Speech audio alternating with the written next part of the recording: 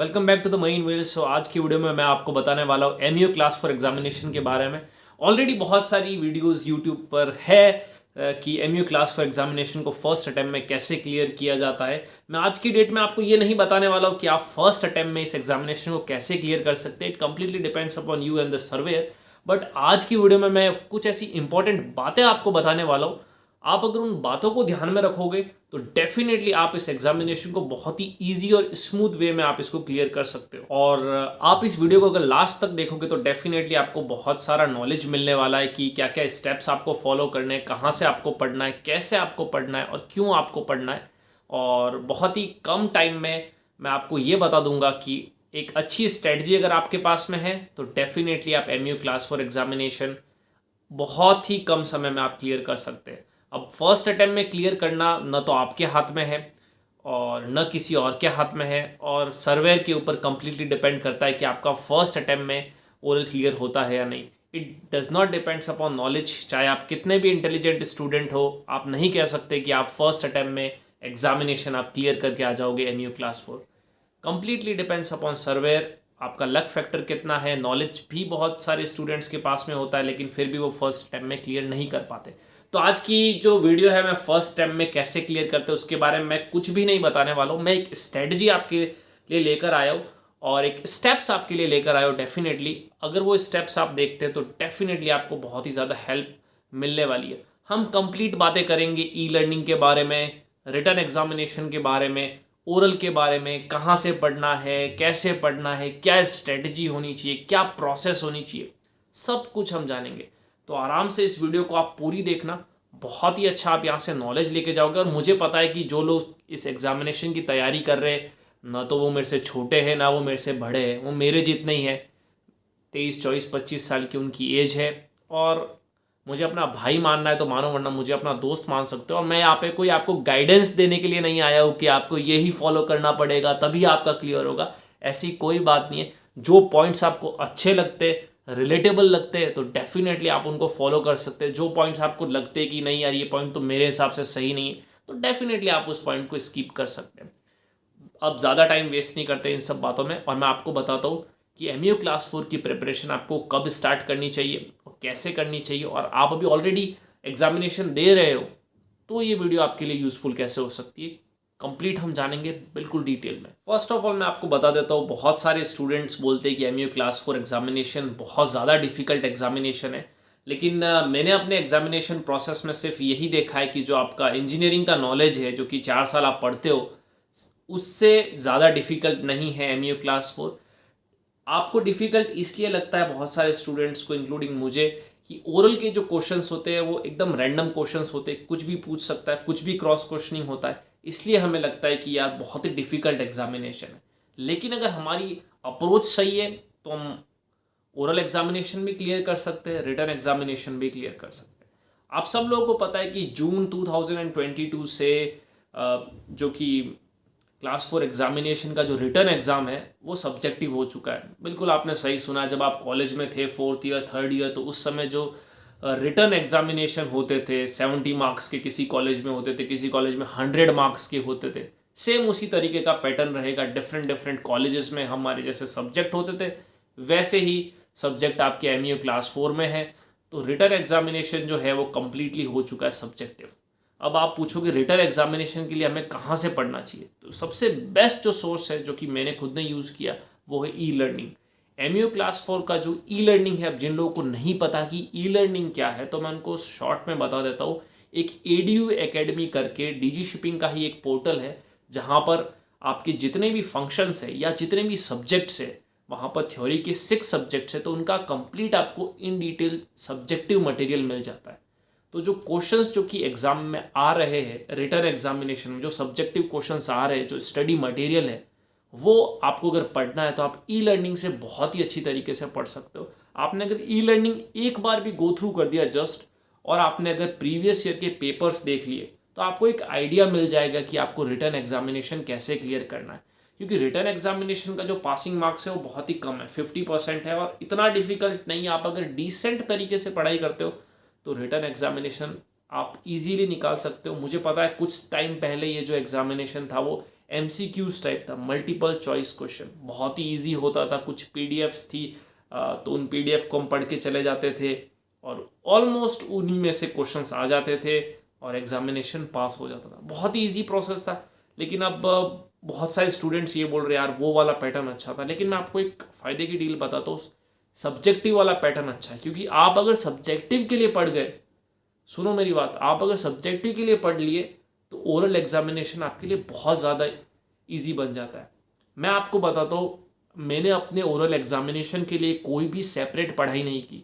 मैंने सिर्फ और सिर्फ ई लर्निंग को फॉलो किया और जो मेरा रेस्पेक्टिव MMD था, मैंने दिल्ली से एग्ज़ाम दिया है, नोएडा की जो ब्रांच है, तो मैंने खाली ओल्ड क्वेश्चन रेफ़र किए थे और जो नॉलेज मैंने गेन किया था वो मैंने ई लर्निंग से ही गेन किया था। सो मैंने कोई एक्स्ट्रा नोट्स मैंने नहीं पढ़े उसके लिए, ई लर्निंग से ही मैंने काफ़ी सारे जो स्टडी मटेरियल है उसी से मैंने अपने खुद के नोट्स बनाए और वहीं से मैं पढ़ा। तो एक फ़ायदे की डील ये बन जाती है कि आप अगर रिटर्न एग्जामिनेशन के लिए प्रिपेयर करते हो तो ओरल की आपके साथ ही साथ प्रिपरेशन हो जाती है, आपको सेपरेट कहीं से नहीं पढ़ना है। तो फिर आपको क्या करना है, जैसे ही आपके ओरल एग्जामिनेशन आने वाले हो, 3-4 दिन बचे हो, तब आप आपकी जो भी MMD है उसके आप प्रीवियस क्वेश्चंस देख सकते हो और एक पैटर्न पता कर सकते हो कि किस तरीके के क्वेश्चंस पूछे जाते हैं। क्योंकि जो आपको नॉलेज गेन करना था वो आपने ऑलरेडी ई लर्निंग से कर लिया। तो मैं आपको ये रिकमेंड करूंगा कि रिटर्न एग्जामिनेशन के लिए आपको जो ओल्ड क्वेश्चन पेपर्स है, जैसे कि आप अभी सितंबर में एग्जाम देने वाले, अक्टूबर में एग्जाम देने वाले, कभी भी एग्जाम देने वाले, तो पिछले कुछ 3-4 महीने के जो ओल्ड क्वेश्चन पेपर्स है वो देख लो। और ई लर्निंग एक बार तो आपको गो थ्रू करना पड़ेगा। मुझे पता है काफ़ी वास्ट उसका सिलेबस है ई लर्निंग का, लेकिन मैं आपको ये बोलता हूँ कि आप अगर 1 से 1.5 महीना आप अगर ई लर्निंग को दे देते, अच्छी तरीके से आप अगर 1 से 1.5 महीना ई लर्निंग को दे देते, मान लेते कि 15 दिन आप अभी साइन ऑफ करने वाले हैं या फिर आपके कोर्सेज चल रहे हैं STCW, तो उस वक्त आप 15 दिन दे दो और 1 महीना आप डेडिकेटली दे दो, तो 1 महीना और 15 दिन में डेफिनेटली आप ई लर्निंग की प्रिपरेशन से सब्जेक्टिव जो कि रिटर्न एग्जामिनेशन है वो आप क्लियर कर लोगे। E learning plus old question papers, definitely आप 50 मार्क्स सिक्योर कर लोगे। और अब बात रहती है ओरल एग्जामिनेशन की। ओरल एग्जामिनेशन में आपको पहले ही बताया कि जो ई लर्निंग का जो कंटेंट है वहाँ से आपको नॉलेज बिल्ड करना है। नॉलेज वहाँ से साथ ब साथ बिल्ड होता रहेगा। अगर आप इंटरेस्टेड है कि आपको नोट्स बनाने चाहिए तो वो तो बहुत ही अच्छी बात है कि आप ई लर्निंग से नोट्स ले रहे। लेकिन नोट्स टेकिंग का मतलब ये नहीं होता है कि आपने अगर 10 पेज पढ़े तो 1 पेज नोट्स बना दिया। मतलब नोट्स बहुत ही कॉम्प्रेस तरीके से होने चाहिए कि एक बार आप देखो तो आपको पता चल जाए कि ये इंपॉर्टेंट चीज़ें हैं। वैसा अगर आप करते हो तो आप नॉलेज तो बिल्ड कर लिया आपने, अब ओल्ड जो कि MMD है वहाँ के आप क्वेश्चंस रेफ़र कर दो तो आपके लिए ओरल भी बहुत ही ईजी हो गया। अब बहुत ही ईजी हो गया इसका मतलब ये नहीं कि सर्वेयर आया और आप फर्स्ट अटैम्प्ट में क्लियर कर दोगे, वो कम्प्लीटली सर्वेयर के ऊपर डिपेंड करता है। वो आपसे ऐसे क्वेश्चंस पूछ सकता है जो कभी आपने सुने ही नहीं हो, वो आपसे ऐसी लॉज पूछ सकता है, आपसे ऐसी मशीनरीज की फंक्शन पूछ रखा है जो आपने कभी सुने ही नहीं है, कभी देखे ही नहीं है। तो वो कम्प्लीटली सर्वेयर के ऊपर डिपेंड करता है। तो जो चीज़ सर्वेयर के ऊपर डिपेंड करती है उस पर इतना हम लोग दिमाग खर्च नहीं करेंगे।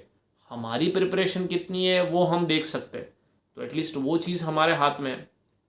तो ओरल एग्जामिनेशन की तैयारी भी आप यहाँ से कर सकते हो। तो ये जो मैंने आपको अभी तक बताया इसको मैं कैटेगरी मानता हूँ, ये है एक vice category, WISE vice category, जो कि ई लर्निंग को फॉलो किया और जो भी कंटेंट दे रखा है DG शिपिंग ने वहाँ से हमने पढ़ाई करके हमने एग्ज़ाम किया प्रिपेयर। मैंने खुद ने ई लर्निंग प्रॉपर फॉलो की थी क्योंकि मेरे टाइम में मई मंथ में एग्जामिनेशन था नहीं, MMD पूरी बंद थी, तो मेरे पास 1 महीना बिल्कुल एक्स्ट्रा मिल गया। तो मैंने डेडिकेटली ई लर्निंग से ही तैयारी की है।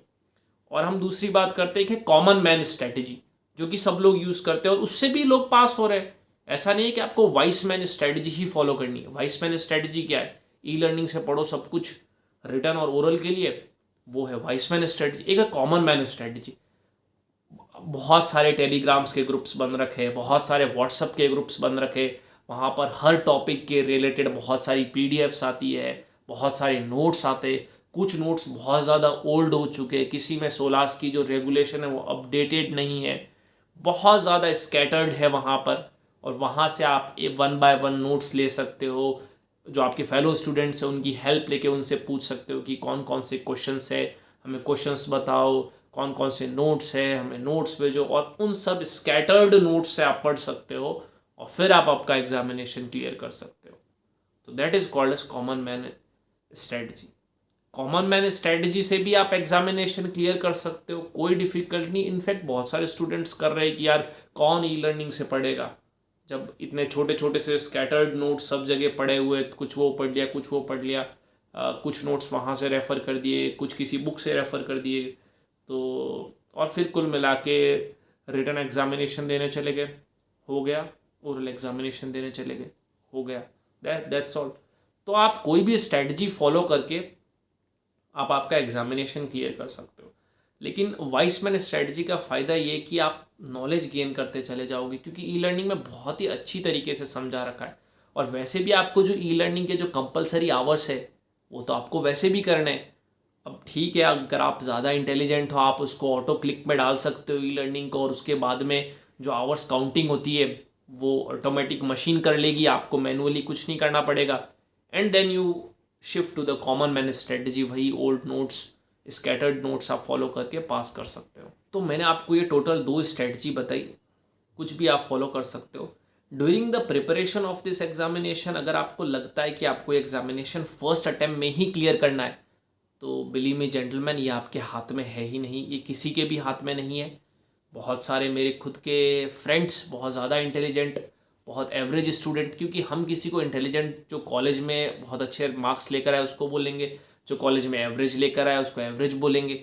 उसके बेसिस पे आप अगर जज करने जाओगे, कुछ इंटेलिजेंट बच्चे वो फर्स्ट अटैम्प्ट में निकाल देंगे, कुछ एवरेज है उनको टाइम लगेगा, ऐसा बिल्कुल भी नहीं है। सिर्फ और सिर्फ रिटन एग्जामिनेशन आपके हाथ में है, ओरल बिल्कुल भी आपके हाथ में नहीं। आप जितना तैयारी कर सको, जितना आप पढ़ सको, उतना आपके लिए बेस्ट है, कि जहाँ से वो जितने वाइड स्कोप से वो क्वेश्चन पूछेगा उतना आपके पास में एक नॉलेज रहेगा उसको कवर करने के लिए। तो रिटर्न की मैंने आपको बता दी प्रिपरेशन कहाँ से करनी है, कैसे करनी है। ओरल एग्जामिनेशन की मैंने आपको बता दिया कहाँ से करना है, कैसे प्रिपरेशन करना है। अब मैं आपको बताऊंगा ऐसी कौन सी मिस्टेक्स है जो आपको बिल्कुल भी नहीं करनी है during the preparation of this MU class for examination. और ये बहुत ही ईजी एग्जामिनेशन, अब मैं इसको बहुत ही ईजी एग्जामिनेशन इसलिए नहीं बोल रहा हूँ कि मैंने इसको क्लियर कर दिया इसलिए मैं इसको डिक्लेयर कर दिया कि बहुत ही ईजी एग्जामिनेशन। मैं इसको बहुत ईजी एग्जामिनेशन इस वे में बोल रहा हूँ क्योंकि जो कॉलेज का जो हम लोग का पैटर्न था ना, वही सेम पैटर्न फॉलो हो रहा है। अब ओरल को आप वाइवा से शिफ्ट कर दो, वाइवा तो आपने कॉलेज में दिया ही है, ओरल को वाइवा से शिफ्ट कर दो, और रिटर्न एग्जाम तो कॉलेज में सब्जेक्टिव ही होते थे। तो वो कॉलेज वाला ही पैटर्न चल रहा है, कुछ ज़्यादा इसमें नई बात है नहीं। और अगर आप क्वेश्चंस देखोगे सब्जेक्टिव, तो ऐसा कोई क्वेश्चन नहीं रहेगा जो आपने कभी सुना ही नहीं है। मैं नहीं कह रहा हूँ कि आपको सब क्वेश्चन के आंसर देखते ही आपको पता चल जाएगा, लेकिन एटलीस्ट ऐसे कोई भी क्वेश्चंस नहीं रहेंगे 6 रिटर्न पेपर में कि आपको पता ही नहीं है कि ये क्वेश्चन पूछ क्या रहा है। ऐसा नहीं होगा। आपने कहीं ना कहीं क्वेश्चन के बारे में सुना होगा, कहीं ना कहीं उसके बारे में पढ़ा होगा, तो आपको जो पढ़ना है उसके बारे में रिविजन करना है, वो आप कर सकते हो ई लर्निंग से या फिर किसी और अदर सोर्स ऑफ मटेरियल से। 3 मैं आपको मिस्टेक बता रहा हूँ जो आपको बिल्कुल फॉलो नहीं करनी चाहिए। आपको लगता है ये मिस्टेक और आप कर रहे हैं तो आपको बिल्कुल स्टॉप कर देनी चाहिए।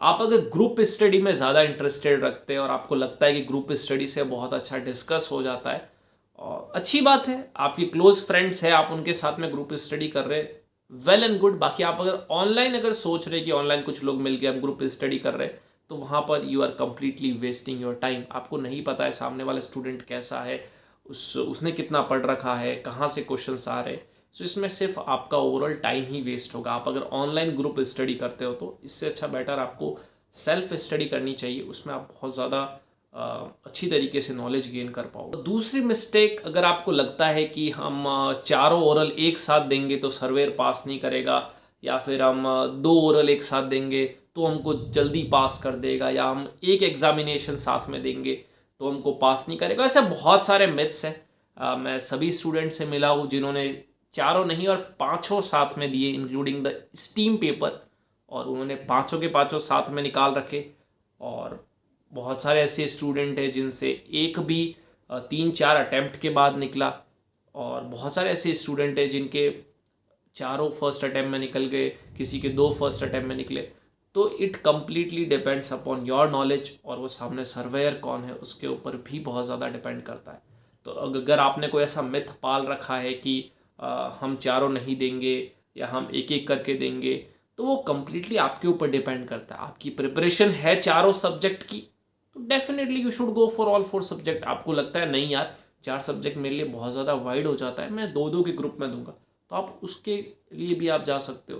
तो ऐसा कुछ मिथ मत पालो कि ऐसा होता है ऐसा होता है। मैं सब स्टूडेंट से मिलने के बाद में बोल रहा हूँ, मैं अपने खुद के मन से ओपिनियन नहीं रख रहा हूँ। नंबर 3 जो मिस्टेक है वो बहुत सारे लोग फॉलो कर रहे, ओल्ड नोट्स को रेफ़र कर रहे हैं। मैंने बहुत बार देख रखा, जैसे कि सेफ्टी करके हमारा एक सब्जेक्ट होता है, तो लोग जो नोट्स फॉलो कर रहे हैं वो 7-8 साल पुराने नोट्स है, जिसमें नए अमेंडमेंट्स नहीं है, बहुत सारे चेंजेस हो चुके, फिर भी वो नोट्स फॉलो किए जा रहे हैं।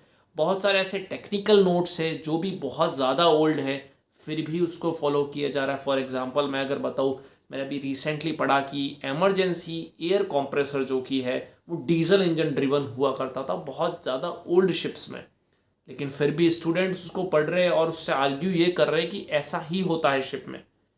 और आज की अगर हम मॉडर्न शिप्स में बात करें, तो अगर आपके शिप पे 4 मेन एयर कंप्रेसर है, तो उसमें से एक जो मेन एयर कंप्रेसर है उसको ESB से सप्लाई मिलती है। इस तरीके से मॉडर्न कनेक्शंस होते हैं। लेकिन हम ओल्ड नोट्स पढ़ रहे हैं, ठीक है, वो ओल्ड नॉलेज गलत नहीं है, वो बिल्कुल सही है, लेकिन उसको बहुत ज़्यादा टाइम हो गया है। लेकिन जब क्रॉस क्वेश्चन में आप फंसते हो, तो आप आपके पास एक लिमिटेड नॉलेज बच जाता है कि नहीं यार, शिप में तो डीजल इंजन ड्रिवन ही एयर कॉम्प्रेसर होता है, इमरजेंसी एयर कॉम्प्रेसर। तो उस तरीके से आप गलत तो नहीं पढ़ रहे हो, लेकिन बहुत ही ओल्ड आप पढ़ रहे हो। तो अगर क्रॉस क्वेश्चनिंग होती है, एक हेल्दी डिबेट होता है, तो उसमें फिर आप जीत नहीं पाओगे सर्वेयर के सामने। सो ये 3 मिस्टेक्स भी आपको अवॉइड करनी है। और ओवरऑल मैं यही बोलूँगा कि आपको वाइस मैन स्ट्रेटजी फॉलो करनी चाहिए। हेल्पफुल है, थोड़ा सा टाइम आपका लगेगा, 1-1.5 महीना से 2 महीना लगेगा, लेकिन आप नॉलेज लेकर जाओगे अपने साथ में। फिर आपको कोई तो नोट्स रेफ़र नहीं करने, कोई कुछ और चीज़ आपको रेफ़र नहीं करनी है। आपने अगर ई-लर्निंग रेफ़र कर दी, तो that's all for the written examination and oral examination. बहुत अच्छी तरीके से आप उसको क्लियर कर दोगे।